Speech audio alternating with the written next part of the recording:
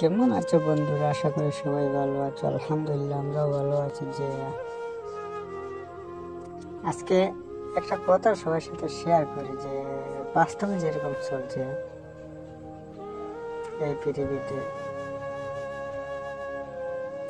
দেখো, সারাটা দিন যখন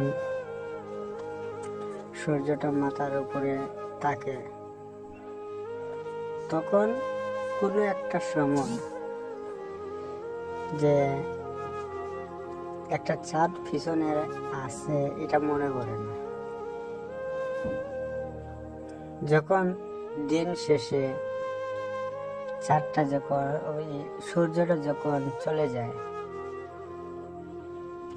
যাওয়ার পরে যখন সন্ধ্যা হয়ে যায়, তখন চাঁদটা আসার পরে যখন রাত্রে রোমান্টিকভাবে যখন চন্দনীটা এই পৃথিবীর মধ্যে আসার পরে কি হয় তখন, যে সারাটা দিন একটা সূর্য মাথার উপরে ছিল, যে এই কথাগুলা মানুষের মনে থাকে না।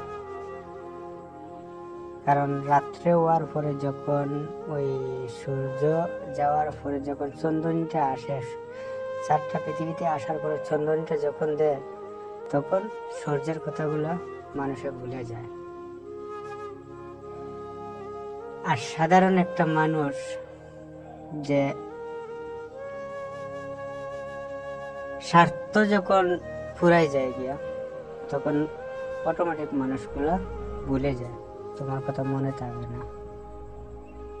মানুষগুলা যে একটা বার যে এই মানুষের সাথে আমার এরকম একটা সম্পর্ক ছিল, কিন্তু এইভাবে যে কোনো একটা সম্পর্ক থাকে না, তখন মানুষগুলা নিজের প্রিয় মানুষগুলা তোমাকে ভুলে যায়।